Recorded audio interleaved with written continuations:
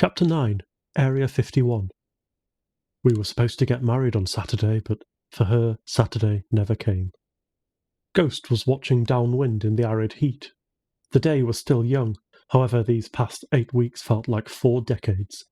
The heat was dehydrating them and he was without sleep. He couldn't afford sleep, and neither could anyone else, not with the overwhelming rattle of gunfire, nor the roaring of engines and the tremors from the earth underneath the massive weight of the tanks. This was supposed to be a training exercise, but this was something more than just that. This was no exercise, this was a massacre. His ACR rifle was beginning to jam up, and he was running low on ammunition. He wasn't around any useless bodies he could easily loot for more, and only God knows how many more there were out there. Ghost, Ticker, Butcher and Slithers were hiding in a crater out in the desert. This was no natural crater, but a crater built by artillery strikes, aimed directly at them. The sand was scorching hot, much like what Ghost imagined death would be. His hands held his rifle tight as the noise began to die down. He could feel the sand pouring down his back from the sides of the crater as numerous trucks were driving by. The trucks were mounted with MGs and bright flashing lights. He caught the sight of a car splattered with blood like someone poured a bucket of red paint on it. The windows were smeared in it, and even the wipers were coated in the flesh of someone who blew up nearby, most likely another useless grunt caught in friendly fire. For now they were safe and out of sight in the crater. For how much longer, he could only guess. "Ghost," Butcher whispered. She kept her hand on her rifle while pointed at him with 3 fingers. "What is going on?" "For once, I don't know." His mind was rattled, still completely in the dark since the first shot. "And keep it down." "Is everyone dead?" Slithers asked. Her hands were burying her face. Her face was smeared with blood, but it wasn't hers. "Ghost." Butcher's voice trembled. "What did you do?" She pointed her rifle at him. "What did you do?" Keeping low to the ground, he edged towards her, training his rifle on her in response.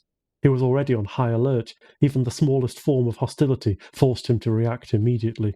Ticker sighed and dropped his rifle to his side. "Look, right now that doesn't matter." He interrupted their little squabble. "Look, we need to find a way to get away from this all. We were fools." "What do you know, Ticker?" Butcher demanded. She turned abruptly, face cringing as she spat on the ground. "Don't you see? I pay attention. What are we? Soldiers. All we are is an expendable asset and nothing more. We are only tools to be used and then discarded. We should have seen this coming," he answered. "There haven't been any wars lately. Hell, we haven't been deployed in 2 years. Butcher drew her knife and was prepared to throw it. "No," Ghost replied. His finger hovered over the trigger, careful never to touch it until he intended to fire. "Butcher, that is enough." "He's right. We should have... No, I should have seen this coming. I'm sorry." "Captain," Ticker began, "think of something. Get us out of here." Suddenly the radio coughed. "Captain, are you out there?" the voice of Venom said. Her sweet, innocent voice spoke volumes and trembled through the radio. "Captain, Captain." Venom was with one of 4 separate units of Task Force 7, split up into 4 for this training exercise. "Answer that!" Butcher hissed. "No," Ghost responded. He stood up as he scanned the black and red horizon. "We can't, if we're going to get out of here."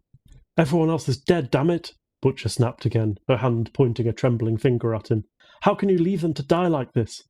"They're soldiers just like we are," Ghost told her. "We have to trust they'll make it out. Besides, they're listening at least. If we make it known someone else other than she is still alive, we're only asking for more trouble than we already have." The radio coughed. "Captain, is anyone out there? Is anyone there?" "Then do you have a plan?" Ticker asked. Ghost put his hand over his mouth as he bowed his head down to the ground, scanning each independent grain of sand like each individual grain represented an idea. These ideas were innumerous and all bad. He sighed. "Well, we're going to need a distraction." "God, no!" Slithers looked up to him with wide, teary eyes. Her hand clenched his tightly. "What? No, I would never even think about killing her, or any of you for that matter. Something that our dear leader would consider without a second thought.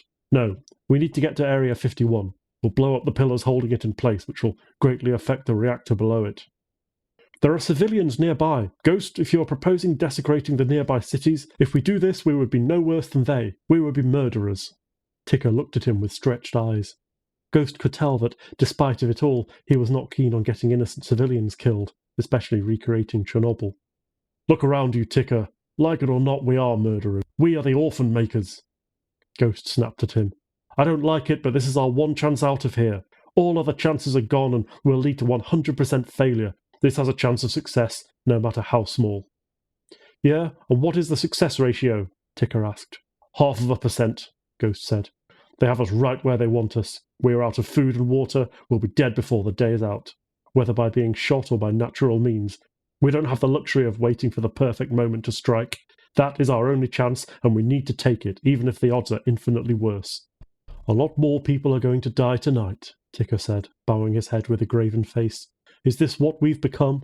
The monsters and demons aren't hiding in our closet or under our beds. We'd be fortunate if they were that far away. How do you run from them when they're hiding in our heads?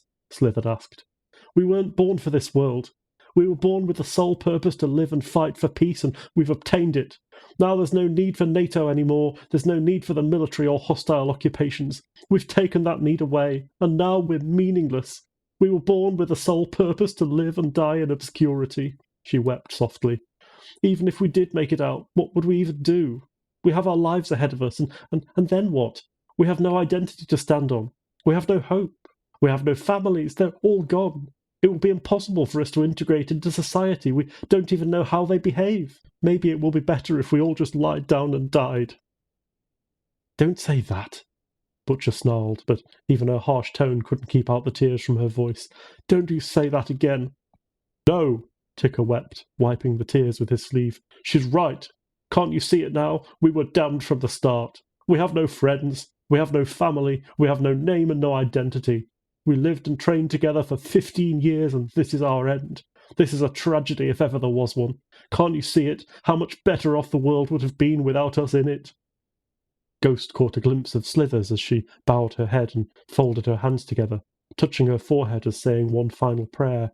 She said something so inaudible he had to pull in the air towards his ears to hear. The sound waves from her soft voice travelled swiftly into his ears. Mommy, I never knew you, and the only contact I've ever had was coming out. I never got to hear your voice, I never got to see your face, I never got to see your smiles and laughter, and never got to experience the good times with you. I'm sure you're a good person, a much better person than I ever came out to be. I'm sure you wouldn't want to see me, not like this, not a murderer. Ghost knew Slithers was talking to her own genetic parents, not the parental units they were each assigned far before they could remember.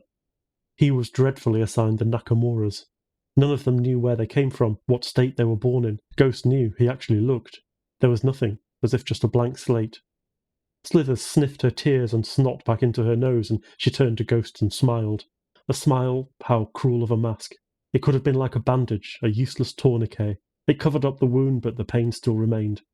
All the emotional baggage was hidden away behind the facade.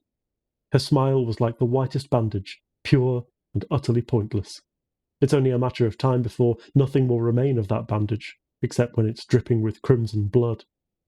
Let's go and make what's left of our lives count. We'll make it count for something, but for what, I don't know yet. To Area 51 it is then, Ghost repeated himself, stone-faced.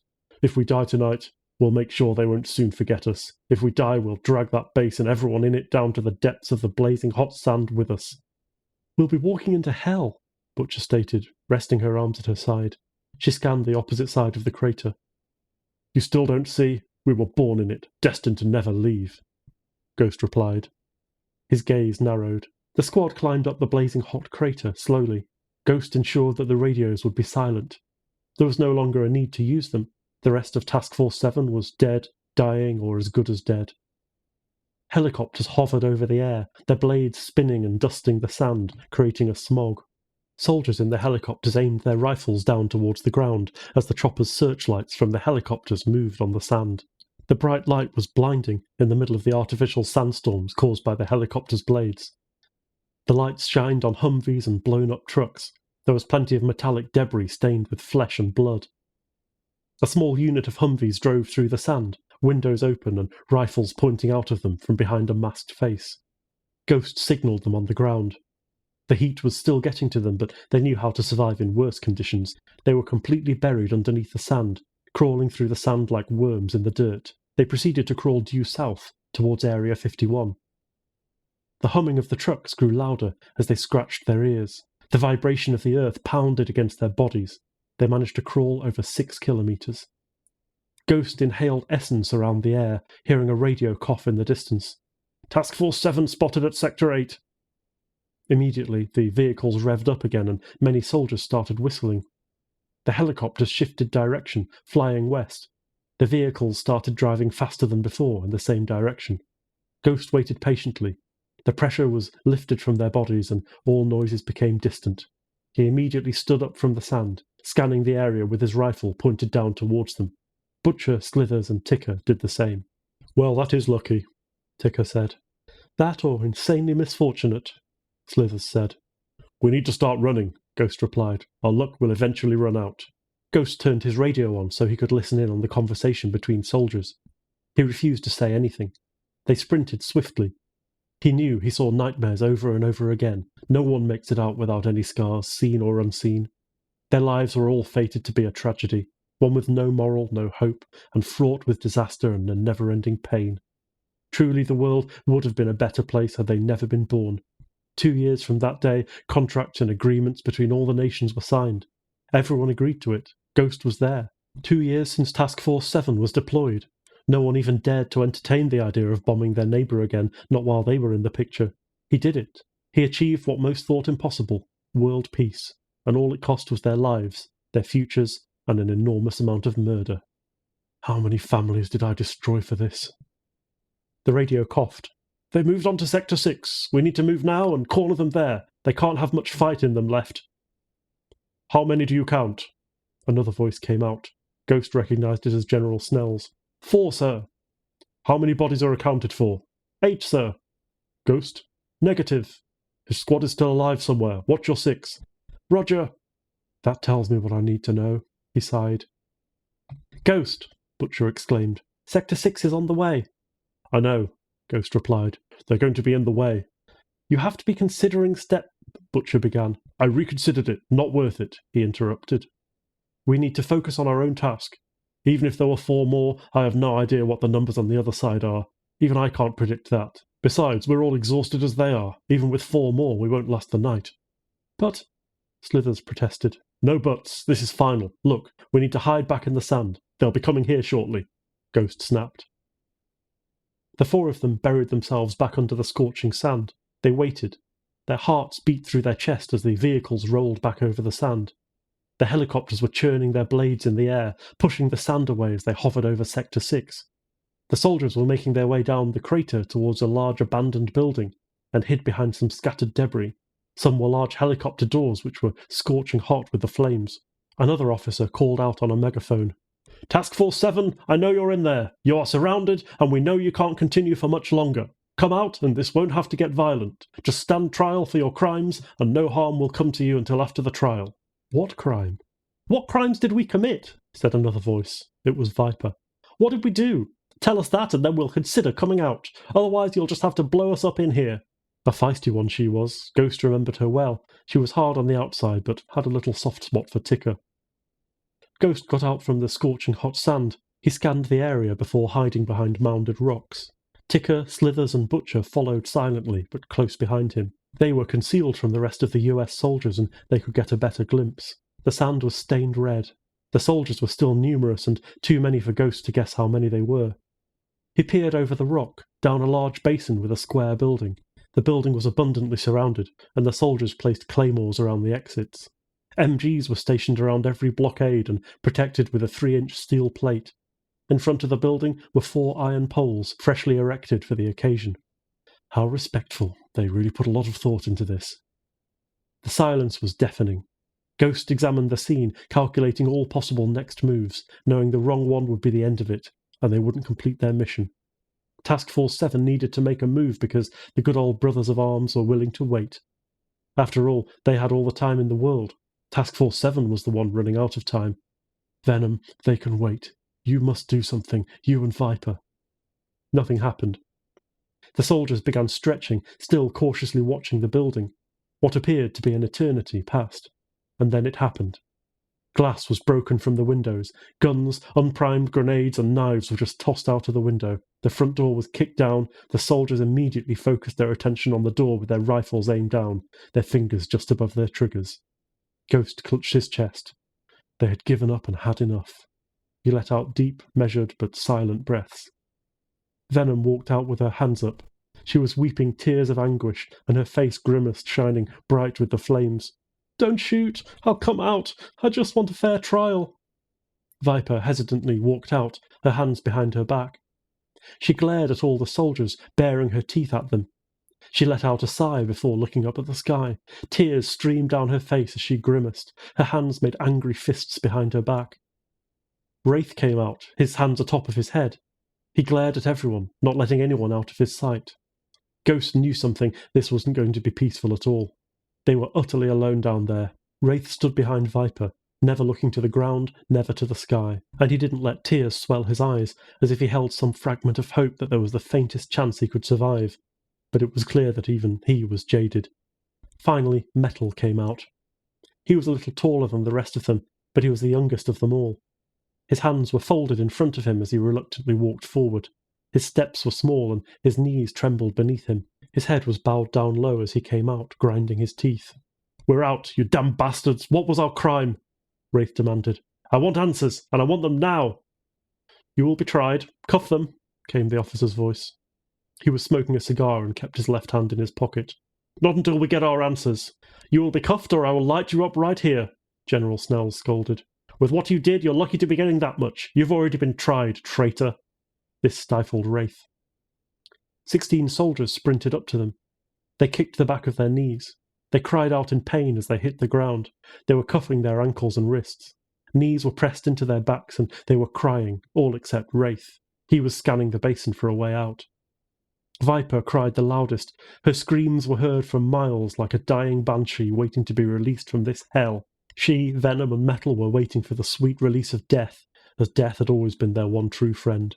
Ghost couldn't look away, no matter how hard he tried to force his head down. It was as if his body refused to move, like he was stuck in a single time frame while the rest of the world continued to move. Venom, Viper, Metal, and Wraith were struck in the back of the knees with batons, crying out as they collapsed forward. These batons swung wildly. They tried to move away, but the soldiers swiftly tied them with zip ties. The soldiers beat them relentlessly until blood spilled on the ground. These 4 from Task Force 7 just wept, unable to move. Satisfied, apparently, the soldiers dragged them through the sand, hoisted them up on these erected pillars, and tied them firmly with rope, chains, and duct tape. Ghost assumed these soldiers believed them to be monsters and needed to be as secure as possible, and in order to kill one of them, they needed to be brutalized beyond repair. General Snells paced back and forth. Their faces resembled that of mere dogs trapped in a cage by a master who's beaten them so many times they anticipated the strike. The man was terrifying, and even more terrifying for a dog who was on its last legs. "You want to know your crimes?" he said. "Treason." "What did we do?" Venom sobbed, her face cringing. "We didn't do anything. What did we do to deserve this? We fought for you so that you could hide behind us. Your Medal of Honor is a disgrace. That belongs to us." Truth is, the only mistake they ever made was being born. Now they know not to make that mistake again. The more he looked on, the more he saw the events unfold. Ghost felt unnecessary, and his whole life was a lie. One thing he slightly understood now, having Snells confirmed it, the reason this was all happening was because of something Task Force 7 did, and it was labelled as treason.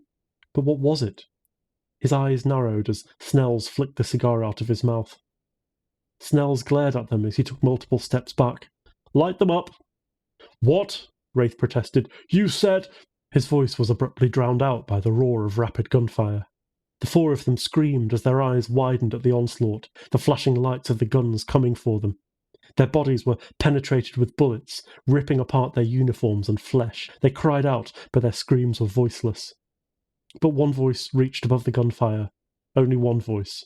The voice of Viper. "Mama!" she cried. Her left arm was completely severed and blood came out of her mouth. She looked to her left. Venom was already dead.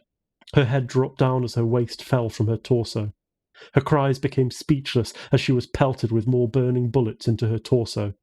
She turned the other way and saw Wraith. He was already dead. Numerous bullets made it through his skull. Her other arm was finally severed. And then onto Metal, who had it worst of all. His head had finally been sliced from his neck and his chest was already opened up, his heart and intestines falling out of his torso like a drooling mouth. "Mama!" she cried, louder than before. Her eyes were stretched open as her chest started to open with the gunfire. "Mama!" She could feel her waist coming apart. "Mama!" Ted woke up, springing himself up from his sleeping bag, crossing his arms over his chest as if trying to hold on to something. A violent scream expelled from his mouth as tears streamed down his face again. He coughed, sucked in his teeth, his eyes wide open, grimacing with his own torment. He sees this in his sleep again and again and again. He slowly turned to his phone to look at the time. It read 10:53 p.m.